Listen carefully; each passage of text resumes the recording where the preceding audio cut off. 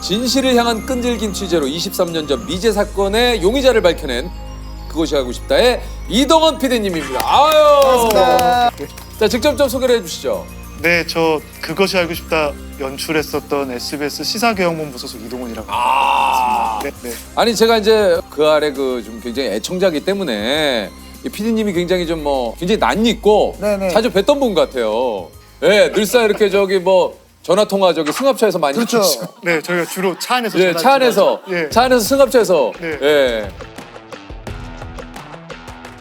그리고 인터뷰 취재하러 갔다가 거절 많이 당하시고. 거절 많이 당하시고. 그렇죠. 항상 거절당하고. 아니면 네. 이제 쫓아가시고 저기요.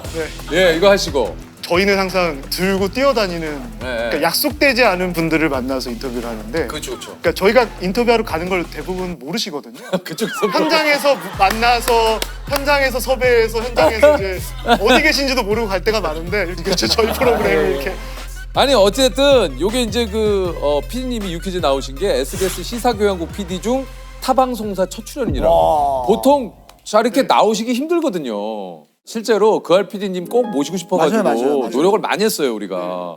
사실 이분들의 이야기를 한 번쯤은 너무 들어보고 싶은 거예요. 맞아요. 네, 불러주셔서 감사하고요. 근데 이 얘기를 TV에 나서 할 줄은 제가 몰랐어서 그러니까. SBS인데 예, 우리가 이제 서로 그런 교류가 이제 굉장히 좀 이제 원활하게 뭐, 이루어져야 돼요. 그 사장님께 허락받고 저도 그러니까. 아유, 박정우 사장님 고맙습니다. 네, 예, 감사합니다. 그럼 현재는 지금 어떤 프로그램을 하고 계세요? 현재는 이제 내년에 새롭게 들어가는 프로그램을 준비하고 있는데요. 제가 본의 아니게 그것이 하고 싶다 하다 보니까 방송을 통해서 많은 분들을 교도소에 좀 보내게 됐었는데 예. 그래서 이번에는 연예인을 보내보면 어떨까 싶어서 연예인 3명을 교도소에 실제로 보냈었어요. 네, 제목은 관계자회 출입금지입니다. 그래서 출입금지 구역에서 일하는 분들이 사실은 사회적으로 조명 못 받고 네네네. 그런 분들을 좀 출입금지 구역에 직접 찾아가서 응원해주면 어떨까라는 생각으로 준비를 하게 됐고 그래서 저희 1월 5일 날 첫 방송을 1월 5일 날 또 첫 방송을 하시네요. 네. 이게 저 오늘 이동원 PD님을 그 촛불 하나 주제에 모신 이유가 있는데, 야 저도 이거 저 TV를 보면서 이거 참 대단하다고 느낀 게 이게 그 영원히 미제 사건으로 남을 뻔했던 제주 이승용 변호사 살인 사건을 40대 변호사가 자신의 승용차 안에서 흉기에 찔려 숨진 채 발견됐습니다. 경찰은 일단 원한 관계 등에 의한 살인 사건으로 보고 수사를 펴고 있습니다. 정확히 어떤 사건이었죠? 1999년도 사건인데요. 1999년도 11월 5일에 제주도 시내 한 모초 골목에서 새벽에 이승용이라고 하는 변호사가 이제 살해된 채 발견이 됐는데 증거도 없고 목격자도 없었던 사건이고요. 유일하게 이제 얘기가 됐던 건 굉장히 특수한 흉기, 시중에 없는 굉장히 특수한 흉기로 흉골이라고 하는 굉장히 단단한 뼈가 있는데 그 뼈를 관통한, 그러니까 찔러서 사망하게 한 사건이었고 그래서 그때 당시에는 뭐 킬러가 했냐 뭐 어쨌냐라고 수사를 했지만 거의 제주도 시내 전체 수사 인력이 들어갔음에도 불구하고 어떠한 용의자도 없었던 사건이고요. 맞습니다. 그래서 2014년 11월 4일에 공소시효가 끝나면서 영구 종결됐던 사건입니다. 아니 근데 이제 공소시효도 끝난 이 미제 사건을 네. 취재를 하신 이유가 있습니까? 그것이 아쉽다 할 때 이제 저희 사무실로 제보가 왔어요. 내가 이 사건에 가담했던 범인이다.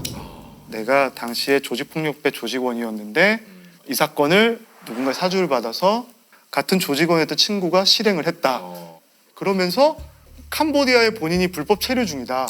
카메라를 가지고 오면 인터뷰 해주겠다. 해주겠다. 예.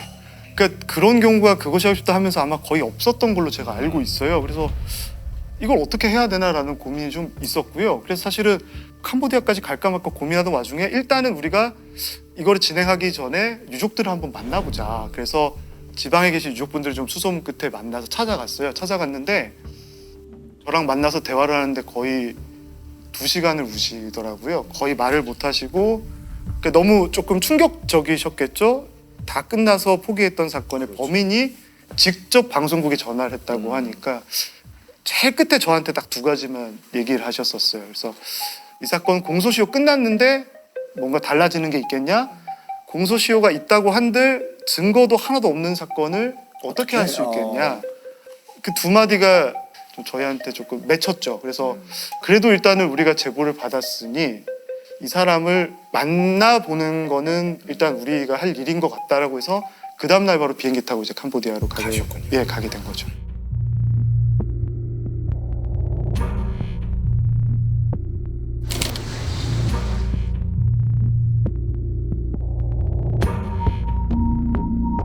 피디님 혼자 가신 겁니까? 아니면 이제 카메라 감독님은 이제 그때 계신 것 같긴 카메라 감독님 한 분하고 저하고 저 조연출하는 PD하고 3명이서 보통 운전해주는 기장님까지 보통 4명?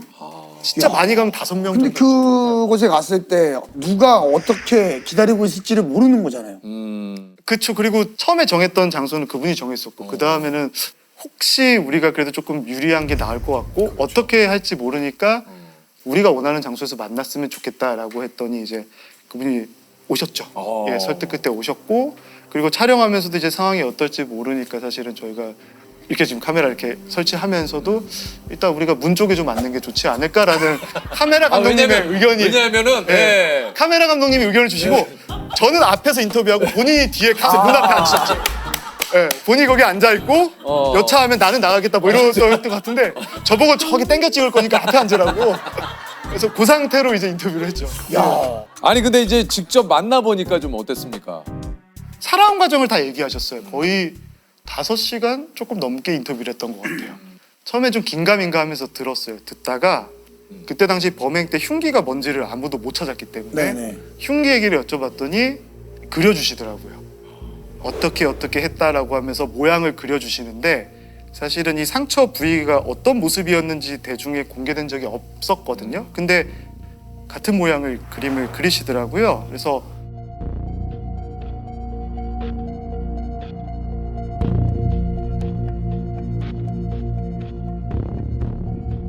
그걸 보면서 맞구나. 어떡하지? 였어요, 사실은. 순간적으로. 이 사람이 맞는데 우리 앞으로 이걸 어떻게 해야 되지? 이분은 너무 신나서 설명해 주시는데 저희는 이거 큰일 났다. 왜냐면 이게 공소시효도 다 끝났고 네, 예를 들면 그러니까 앞으로 이걸 어떻게 그렇죠. 나아가야 되지에 대한 그 판단이 이제 막. 이게 너무 혼란스러웠어요. 그렇죠, 그렇겠다. 제가 그 김 씨를 만나서 인터뷰하고 8개월이 지난 뒤에서 제가 방송을 했었는데요.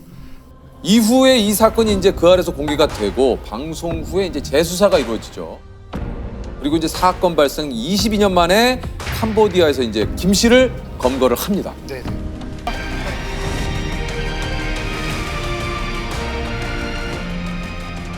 이 공소시효 만료된 사건인데 이게 어떻게 된 건지 좀 설명을 해주시죠. 어느 날 이제 경찰에서 연락이 왔죠. 공소시효 해결할 방법을 찾았다. 1999년도 사건이기 때문에 2014년 11월 4일자로 공소시효가 끝난 사건인데 네. 그런 법조항이 있더라고요. 범인이 해외. 맞습니다. 네, 해외에 나가 있으면 이제 그 네. 효력을 잃는다고 하더라고요. 네, 네. 범행을 도피할 목적으로 해외 가면 공소시효가 중지된다. 맞아요. 근데 경찰에서 열심히 수사하다 보니까 13개월 가량 이분이 도피 목적으로 마카오에 출국한 기록을 발견을 한 거죠. 그래서 공소시효가 13개월이 밀려서 그 사이에 태완이법이라고 하는 네, 맞아요. 살인죄에 대해서는 공소시효를 폐지한다. 폐지했죠. 네. 예. 그래서 13개월 뒤로 밀리면서 이 법조항에 이 사건이 적용이 돼버렸죠. 아. 그러면서 공소시효가 폐지된 영원히 없는 사건. 이거는 수사할 수 있는 사건으로 수사가 전환이 된 거죠. 와, 그러니까 그 김 씨도 당연히 자기는 이제 끝났을 거라고 생각하고 제보를 한 건데 네. 오히려 그걸로 인해서 다시 재수사가 시작이 되고 네. 다시 구속이 되는 사건입니다. 네네. 이게 이제 공소시효 연장은 진짜 이게 소름이 돋는데 검거할 수 있다 이런 소식을 듣고 좀 어떠셨습니까? 진짜 머리가 쭈뼛쭈뼛 섰던 것 같아요. 이게 유족분들이 울면서 질문하셨던 2가지 중에 하나는 해결이 된 거죠. 그러네요. 네. 말씀드린 특이한 사건이에요. 범인이 직접 제보하는 경우도 그러니까요. 없고 재판부에서 유일하게 인정해준 증거가 저희가 캄보디아 가서 찍었던 인터뷰 영상 5시간이에요. 저희 영상이 증거가 돼서 유죄 확정이 된 사건이거든요.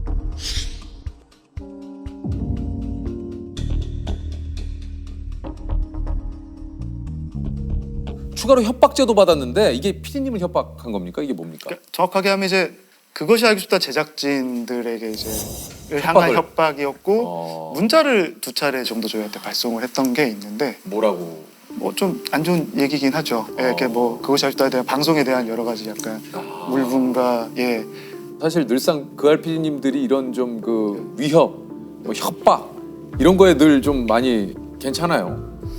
힘들긴 하죠. 그러니까 솔직히 힘들긴 하죠. 이게 또- 많은 생각이 들긴 하죠. 예. 네, 그러니까 아니 이게 왜냐면은 네. 막 그런 문자 받으면 이거 네. 좀 그렇잖아요. 그러다 보니까 문자가 왔으니까 당연히 수사팀이 알렸죠. 이런 네. 이분이 현재 해외에 여전히 체류 중이면서 이런 문자를 보내고 있다라고 알려드렸는데 이제 그럼 그것이 알수다 팀에서 좀 협조를 해주면 이것도 수사를 해보고 싶다라고 해서 처벌이 되었죠. 이게 그 알 그리고 경찰, 검찰이 공조한 사건인 네. 거네요. 네네. 그러니까 이 되게 저희가 짧게 말씀드리고 있지만 3년 동안에 있었던 일입니다. 이게 모든 3년 동안 있었던 일이고 그동안 뭐 경찰로 따지면 저희 담당했던 뭐 김승환 형사님이나 김덕수 형사님이 계시고 검사는 이완우 검사님, 전철호 검사님도 계신데 다들 정말 애를 많이 쓰셨죠. 그렇게 또 애쓰신 덕분에 이렇게 네, 미제 사건이 또 해결이 진짜. 된 거 아니겠습니까? 네. 요게 그 마지막 대법원 판결은 언제? 아마 내년 2월에 내년 2월에 이제 최종 선고가 나는군요. 네네. 더 밝혀져서 모든 게 명확하게 밝혀져서 유족분들의 마음에 좀 한을 풀었으면 좋겠다. 그래서 여전히 뭐 제주경찰청 미제수사팀은 누군가 전화 오기를 기다리고 있군요. 여전히 기다리고 있습니다. 뭐 배우를 알든 내용을 조금이라도 아시는 분들이 분명히 있을 겁니다. 그래서 그분들이 용기를 내서 경찰청이든 검찰청이든 그것이 알고 싶다든 어디든 꼭 제보를 해주셨으면 그래서 유족분과 피해자분의 한이 풀렸으면 하는 진심으로. 꼭 바람이 있습니다. 이 사건을 취재하면서 남물남답이란 피디님 별명이 생겼다고 그래요? 이게 무슨 남물남답? 제가 방송 중에 이제 인터뷰하다가 남자답게 물어보면 남자답게 답을 아이고 제 입으로 말하기가 참 이게 이거 방송에 나왔어.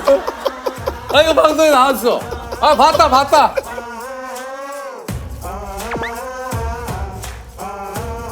남자답게 여쭤보면 남자답게 말씀해 주신 분이라 그래서 연락을 한번 드렸는데요. 이게 어떻게 됐냐면 어쨌거나 이렇게 제보해주신 김 씨가 사실 제주도에 있는 한 조직폭력배의 조직원이었으니까 그때 당시 같이 지냈던 사람들에게 좀 사건을 물어보고 싶잖아요. 그래서 그 조직원들을 찾으러 다니는데 업계에서 은퇴하신 원로분께 연락을 좀 드려서 선생님 저희가 누구도 만날 수가 없는데 어떻게 하면 좋겠습니까? 그랬더니 선생님께서 조언해 주시길 그냥 그 보스분께 전화를 해서 내가 누구다라고 빨리 밝히고 남자 아니냐 우리 한번 만나서 얘기합시다라고 하면 만나줄 거다라고 해서 너무 황당하잖아요. 이런 대화를 해본 적이 없어서 그래서 그때 또 저희 카메라 팀 PD를 다 모여서 회의를 했어요. 이걸 할 거냐 말 거냐. 근데 저희는 이제 할 수 있는 방법이 그거밖에 없는 거죠. 찾아갈 때도 다 가봤고 일주일을 보냈기 때문에 그래서 전화를 했어요. 이렇게 내가 남잔데 이러시더라고요. 그날 2시간 뒤에 바로 만났습니다. 진짜. 통했네. 한 뵙고 말씀 나누시면 안 돼요? 어디 계셔요?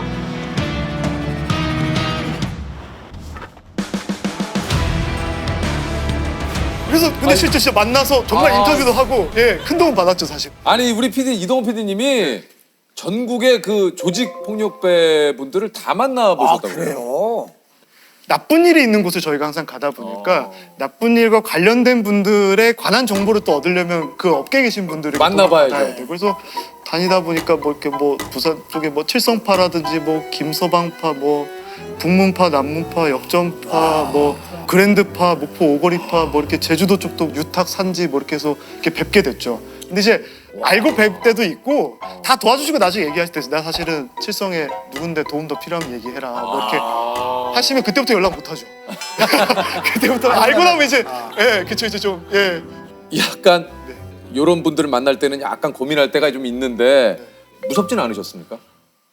무섭죠. 그러니까 사실 저는 월급쟁이거든요. 네. SBS 월급쟁이다 보니까 너무 좀 떨리거나 힘든 일을 할 때는 하기 싫을 때 있죠. 있죠. 그러면 있죠. 그래. 회사 가서 취재 안 됐다.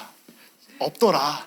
그럴 수 있지. 똑똑했는데 없더라. 그리고 똑똑도 일부러 한 번만 할 때 있어요. 2번 하면 나오는데 저도 힘드니까 또 빨리 퇴근하고 싶고 집에도 가고 싶고 또 그러니까 나올까봐 저도, 오히려 나올까봐 걱정돼.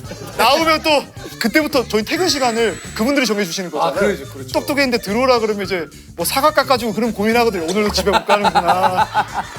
집에 내일 가야 되나 출장을 끊어야 되나 고민하는 때가 있는데 꼭 그럴 때마다 이렇게 귀신같이 문자가 와요. 이렇게 이번 달 대출 납입일이 언제다 이렇게 문자가 정말 귀신같이 오는데 일을 적극적으로 할 수밖에 없는 그런 아니 이제 그알 제작진들이 사실 PD님들을 포함해서 뭐 작가님들 뭐 말 그대로 여기 뭐 다들 오래 하셨는데 특히 그 이동을 하는데 또 도움을 많이 주신 우리 기장님들께서 네네. 전설의 기장님이 좀 계시다고 그래요? 예, 저희 기장님들이 이렇게 운전해 주시는 저희 타고 다니는 승합차 네. 운전하시는 분들인데 한 팀이에요. 네. 한 편 만들면 같이 거의 매일 같이 있는데 저 같은 경우는 이제 김상규 기장님이랑 같이 일을 오래 했는데 그 기장님 같은 경우는 전국에 모르는 경찰서가 없고 모르는 사이비 종교의 지역이 없고 그래서 기장님 예전에 이런 사건 있을 때 뭐 했었잖아요. 그러면 야 그때 그 법인이 가만히 있어보자. 이 동네 어디 살았는데 내비 없이 가세요. 가시고 그다음에 저희가 밖에서 촬영하는데 멀리서 보시다 보면 카메라 앵글이 좀 안 좋은데 저거를 살려야 되겠다 싶은 생각이 들면 차를 이렇게 주차를 조금 돌려서 블랙박스 앵글을 딱 그걸로 잡아주세요. 맞춰 놓으세요. 그리고 끝나면 그 메모리 카드 받아가면 대박이다. 이게 풀샷이 정확하게 잡혀서 야, 잘랐어. 대박이다. 야. 해주시고 또 현장에서 좀 분위기가 안 좋아지면 뒤에 와서 쓱 소개해주세요. 일반 시민처럼 소개시면서 분위기도 이렇게 잡아주실 때도 있고 걱정해 주실 때도 있고. 야, 대단하시다 정말 네, 진짜. 그래서 진짜 없어서는 안 되는. 예. 저희 그 성함이 어떻게 되신다고요? 김상규 기자님. 한번 모셔봐야겠네요. 모셔봐야겠네, 저희가. 진짜. 우리 또 모셔보죠. 이렇게. 그렇게 또 좋아할 빈님 만들어주면 저 일단 가서 미리 말씀을 드려야겠네요. 김상규 기장님 한번 또 모셔봐야죠. 큰일 났는데. 들을 만한 얘기가 너무 많을 것 같아요. 그럼요. 엄청 기대하실 텐데.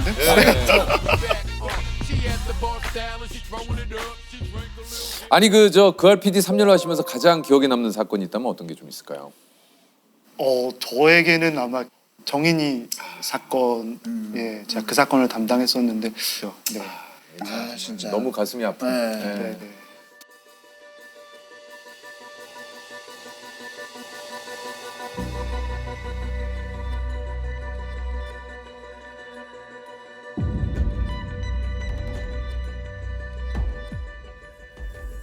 사실은 그때 취재할 때 그 사건을 취재하고 있지는 않았거든요. 저희가 다른 사건을 취재하고 있었는데요. 다른 사건 취재를 위해서 인터뷰하는 분들을 뵐 때마다 시작하기 전에 저희한테 꼭 그 아기 입양 아동 사건은 안 하세요라고 갈 때마다 여쭤보시는 거예요. 그래서 이상하다. 왜 매일매일 이 사건 얘기를 듣지? 그럼 이 사건을 좀 더 우리가 알아봐야 되는 게 아닐까라고 해서 시작을 했던 사건이었고 사실은 하면서 이렇게까지 많은 관심을 줄 거라고 생각하지 않았습니다. 왜냐하면 아동학대 사건은 사람들이 보기 불편하다고 생각해서 잘 안 보세요. 그래서 고민이 많았었는데 누가 보고 안 보고 시청률 중요한 게 아니라 이거는 이렇게 많은 분들이 고민하고 걱정하고 있다면 우리가 해야 되지 않을까라고 해서 시작했던 사건이었고 정말 그때는 저희가 만나 뵀던 분이 200분이 넘을 거예요. 1시간 방송을 만나요. 그래서 많은 분들의 도움을 받아서 방송을 했던 그 사건이 있었죠.